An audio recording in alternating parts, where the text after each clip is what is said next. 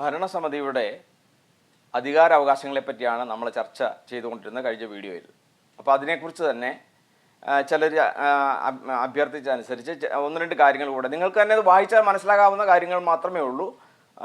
ഭരണഘടന ഒന്ന് വായിക്കണമെന്ന് മാത്രമേ ഉള്ളൂ, ഒന്ന് മനസ്സിരുത്തി വായിക്കണം. ചില പദപ്രയോഗങ്ങളും സെൻറ്റൻസുകളും ഒന്നും ഒരു മലയാളിയായ നമുക്ക് പോലും മനസ്സിലാകുന്ന തരത്തിലല്ല എങ്കിൽ പോലും അതിൻ്റെ പ്രധാന കണ്ടൻറ്റുകളെല്ലാം മനസ്സിലാക്കാൻ ആർക്കും യാതൊരു ബുദ്ധിമുട്ടുകളുമില്ല. അത് മലയാളത്തിൽ തന്നെ ഉള്ള നമ്മുടെ ഈ ബൈലോ വായിച്ചു നോക്കിയാൽ മതി. പക്ഷേ എല്ലാവരും നിർബന്ധമായിട്ടും ഈ ബൈലോ വായിച്ചിരിക്കണം. അതാണ് അതിൻ്റെ പ്രധാന കാര്യം. ബൈലോ വായിച്ചെങ്കിൽ മാത്രമേ നമുക്ക് ഇതിൻ്റെ അകത്തുള്ള എല്ലാ കാര്യങ്ങളും എന്താണ് എങ്ങനെയാണ് എന്നൊക്കെ നമുക്ക് മനസ്സിലാക്കാൻ പറ്റുകയുള്ളൂ.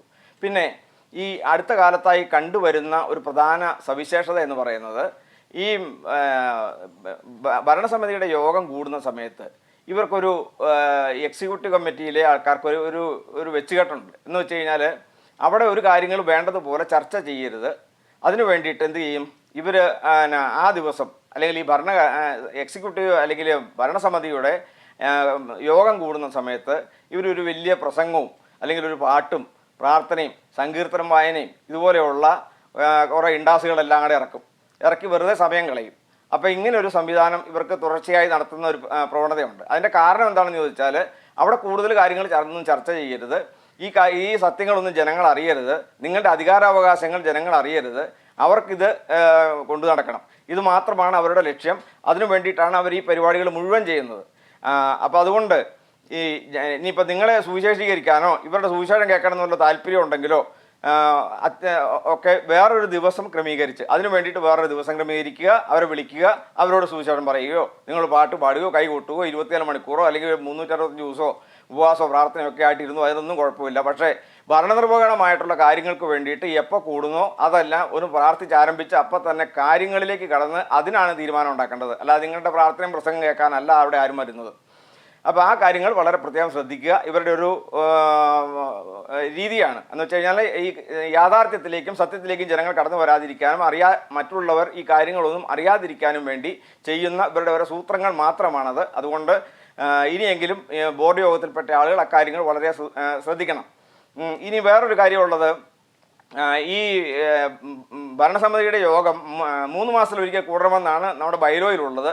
ഇവരത് മാറ്റം വരുത്തിയിട്ടുള്ളതായിട്ടാണ് അറിയുന്നത്. ഏകദേശം 6 മാസത്തിലേക്ക് ഒരിക്കൽ കൂടിയാൽ മതിയെന്നും അത്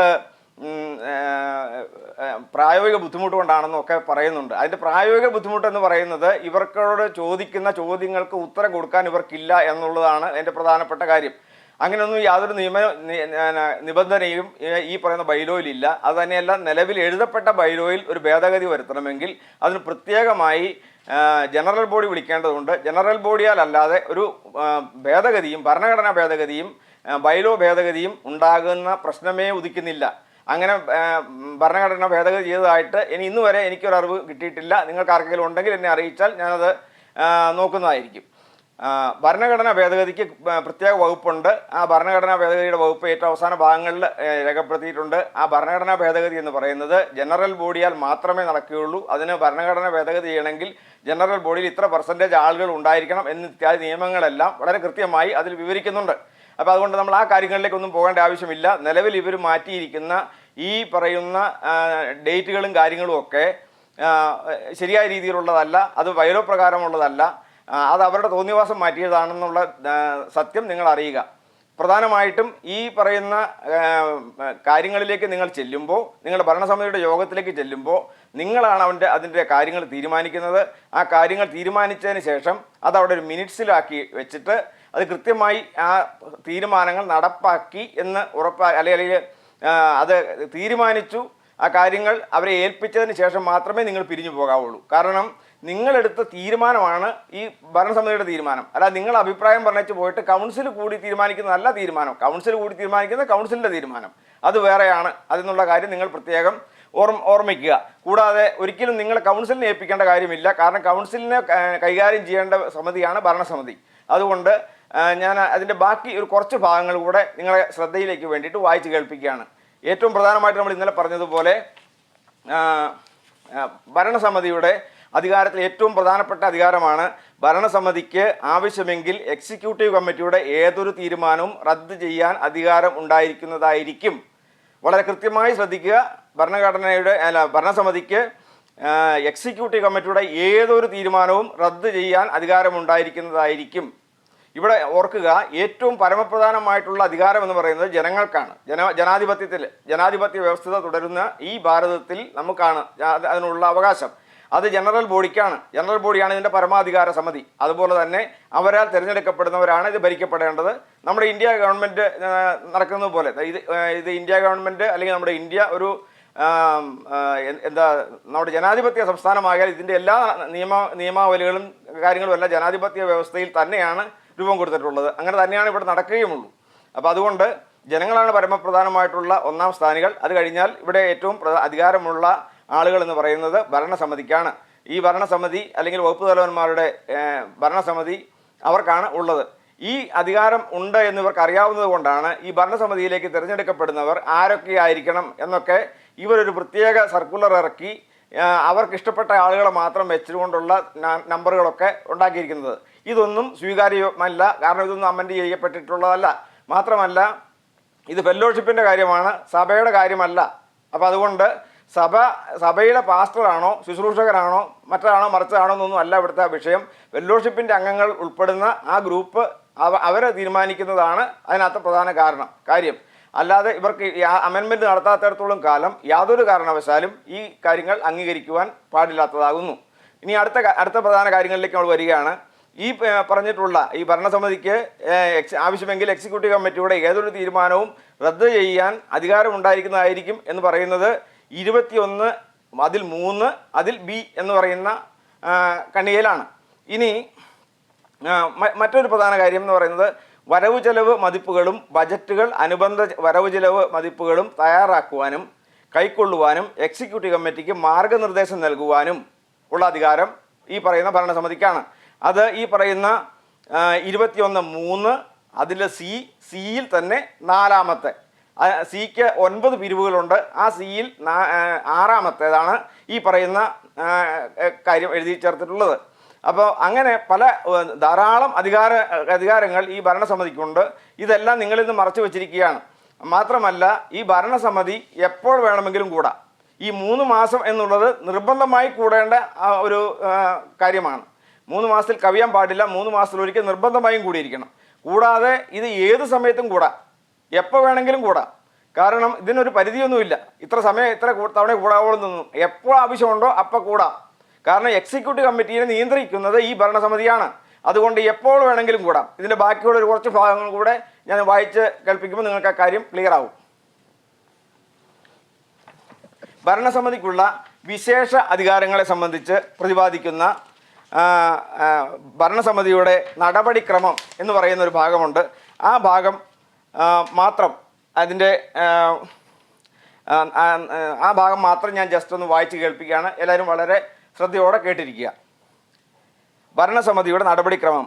കാര്യത്തിൻ്റെ അടിയന്തര നിർവഹണത്തിനു വേണ്ടി ഭരണസമിതി ഒന്നിച്ചു ചേരുകയോ മറ്റൊരു ദിവസത്തേക്ക് നീട്ടിവെക്കുകയോ ഇങ്ങനെ അല്ലാത്ത പക്ഷം അവരുടെ സമ്മേളനങ്ങൾ അവർക്ക് അനുയോജ്യമെന്ന് തോന്നുന്നത് പോലെ ക്രമീകരിക്കുകയോ ചെയ്യാം.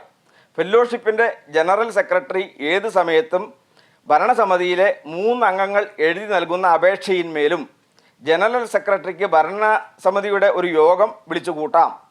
അടിയന്തര സാഹചര്യങ്ങളൊഴികെ ഭരണസമിതിയുടെ ഓരോ സമ്മേളനങ്ങളുടെ അറിയിപ്പ് ഇത്തരം യോഗങ്ങൾക്ക് കുറഞ്ഞപക്ഷം 7 ദിവസങ്ങൾക്ക് മുൻപേ തപാൽ മുഖേന ഓരോ പ്രാർത്ഥനാ സംഘങ്ങൾക്കും പ്രാദേശിക സഭകൾക്കും മറ്റംഗങ്ങൾക്കും അയക്കുന്നതായിരിക്കും. ഒരു യോഗത്തിൻ്റെ ആവശ്യ നിർവഹണത്തിന് വേണ്ടി വരുന്ന ക്ലിപ്തസംഖ്യ പ്രാർത്ഥനാ സംഘങ്ങളുടെയോ പ്രാദേശിക സഭകളുടെയോ കുറഞ്ഞപക്ഷം 5 പ്രതിനിധികൾ ഉൾപ്പെടെ 15 ആയിരിക്കും. ഭരണസമിതിയുടെ ആവശ്യ നിർവഹണത്തിന് വേണ്ടി വരുന്ന ക്ലിപ്തസംഖ്യ അറിയിക്കപ്പെട്ട സമയത്തിൻ്റെ അരമണിക്കൂറിനുള്ളിൽ ഹാജരായില്ലെങ്കിൽ ഇതേ സ്ഥലത്ത് ഇതേ സമയം അടുത്തതിൻ്റെ ഇതേ തീയതി ഒരു ഞായറാഴ്ചയെങ്കിൽ ഇതേ കാര്യപരിപാടിയോടെ ഇതേ യോഗം മുമ്പേയുള്ള അറിയിപ്പോടെ സമ്മേളിക്കുന്നതിന് മാറ്റിവെക്കപ്പെട്ടതായിരിക്കും. അത്തരത്തിലുള്ള ദിവസം ഒരു ഞായറാഴ്ചയായിരിക്കുമ്പോൾ അതിനു മുൻപ് വരുന്ന ശനിയാഴ്ച ആ സമ്മേളനം നടത്തപ്പെടുന്നതായിരിക്കും. അത്തരം സമ്മേളനത്തിൽ സന്നിഹിതനായിരിക്കുന്ന അംഗങ്ങൾ അത്യാവശ്യമായ ആളെണ്ണം ആയിത്തീരുകയും ചെയ്യും. എല്ലാ തീരുമാനങ്ങളും ഏകകണ്ഠമായിരിക്കുക എന്നത് അഭിലഷണീയമാണ്. എന്നിരുന്നാലും ഏതെങ്കിലും അഭിപ്രായ വ്യത്യാസമോ വോട്ടിൽ സമാനത വരികയോ ഉണ്ടായിരിക്കുന്നുവെങ്കിൽ അധ്യക്ഷൻ്റെ നിർണായക വോട്ട് ഉണ്ടായിരിക്കുന്നതാണ്. പറഞ്ഞ കേട്ടോ, എത്ര കൃത്യമായിട്ടാണ് പറഞ്ഞിരിക്കുന്നത്. ഈ കാര്യത്തിലൊക്കെ അഭിപ്രായ വ്യത്യാസം വന്നാൽ വോട്ട് തന്നെ വേണം. ആ വോട്ട് സമമായിരുന്നാൽ അധ്യക്ഷൻ്റെ നിർണായക വോട്ടും കൂടെ ചേർത്ത് അത് ഫുൾഫിൽ ചെയ്യാം, തീരുമാനിക്കാം എന്നാണ് പറഞ്ഞിരിക്കുന്നത്. ഇനി ഭരണസമിതിയുടെ ഓരോ യോഗത്തിൻ്റെയും നടപടി ചുരുക്കം വളരെ ശ്രദ്ധിക്കണം.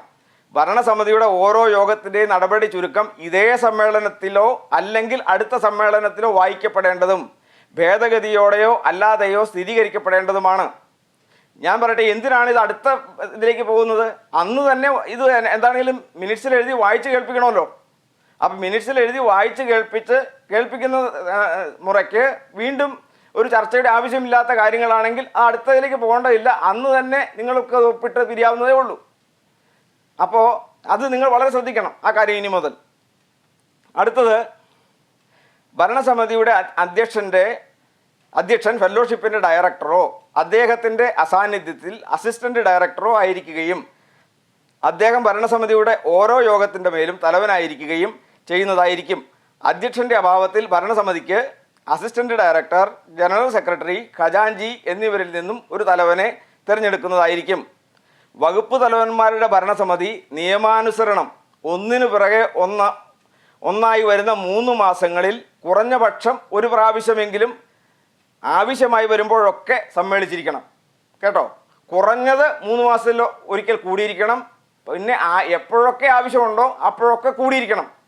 കാരണം ഇവരുടെ മേൽ കർത്തൃത്വം നടത്തുന്നത് നിങ്ങളാണ്. അതുകൊണ്ട് ഇത് എപ്പോൾ വേണമെങ്കിലും കൂടാം. അപ്പോൾ അതുകൊണ്ട് നിങ്ങളുടെ ഈ പറയുന്ന നിങ്ങളുടെ അവകാശം നിങ്ങൾ ഒരിക്കലും അത് മറ്റാർക്കും വിട്ടുകൊടുക്കരുത്. അത് നിങ്ങൾ തന്നെ തീരുമാനിക്കണം, നിങ്ങൾ തന്നെ കൈകാര്യം ചെയ്യണം. നിങ്ങൾ സത്യസന്ധവും നീതിയുമായിട്ട് നിങ്ങൾ സ്റ്റേണായിട്ട് നിന്നാൽ ഈ എക്സിക്യൂട്ടീവ് കമ്മിറ്റി ഒന്നുമല്ല എന്നുള്ള കാര്യം നിങ്ങൾ മനസ്സിലാക്കിയിരിക്കുക. കൂടാതെ ഈ കഴിഞ്ഞ ഒരു വർഷം എത്ര അതായത് ഈ മാർച്ച് വരുമ്പോഴാണ് ഞാനത് കൃത്യമായിട്ട് ചോദിക്കുന്നുണ്ട്, എത്ര എക്സിക്യൂട്ടീവ് കമ്മിറ്റികൾ നടന്നു? ഒരു എക്സിക്യൂട്ടീവ് കമ്മിറ്റിക്ക് വേണ്ടി വരുന്ന ചെലവ് എത്ര? ഇതൊന്ന് പറയേണ്ടതുണ്ട്. ഈ കാര്യങ്ങളിൽ അവരൊരു മറുപടി വ്യക്തമായി തരേണ്ടതുണ്ട്. കാരണം ഇവരിങ്ങനെ ചുമ്മാ ലാലാപാടി എക്സിക്യൂട്ടീവ് കമ്മിറ്റി നടത്തി വെറുതെ തിന്നു കുടിച്ച് ആഹ്ലാദിച്ച് യാതൊരു കാര്യങ്ങളിലും തീരുമാനമെടുക്കാതെ പിരിയുന്ന ഈ പറയുന്ന ഒരു കുടുംബവാഴ്ചയും സ്വേച്ഛാധിപത്യവും അവസാനിപ്പിച്ചുകൊണ്ട് ജനാധിപത്യമായ രീതിയിൽ ഈ പ്രസ്ഥാനം മുന്നോട്ട് കൊണ്ടുപോകാൻ നിങ്ങളെല്ലാവരും സഹകരിക്കേണ്ടതുണ്ട്. അതുകൊണ്ട് നിങ്ങളുടെ അധികാരങ്ങൾ നിങ്ങൾ തിരിച്ചറിയുക, നിങ്ങൾ അത് ഫലപ്രദമായി വിനിയോഗിക്കുക.